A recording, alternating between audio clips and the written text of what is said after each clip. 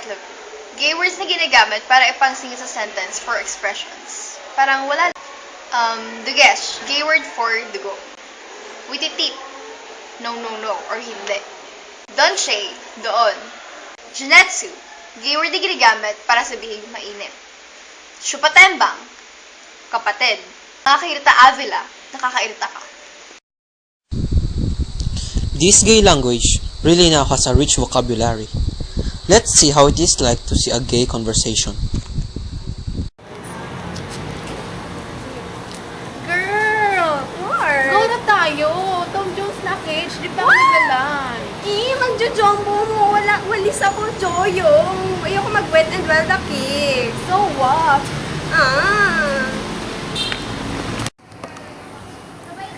Oy, Baklush, ba't di ka Why? nag-entourage a while kanina? Ano ba? Naglafang pa kasi akit siya O game, go, Taray. Tara. In today's generation, the increasing population of homosexuals and bisexuals is very visible.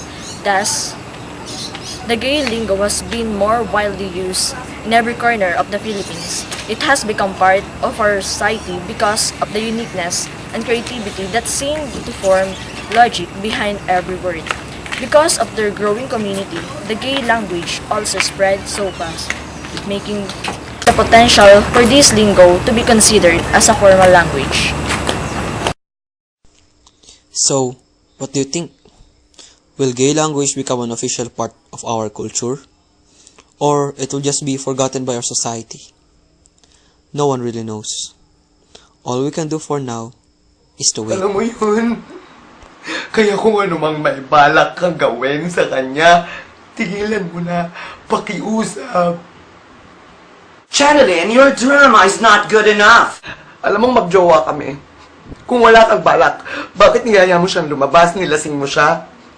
Tapos ngayon ayaw mo siyang ipakita sa akin. Kung wala kang balak, bakit ginagawa mo yan? Janga, parehas lang tayong bakla. Huwag na tayong magbaklaan pa.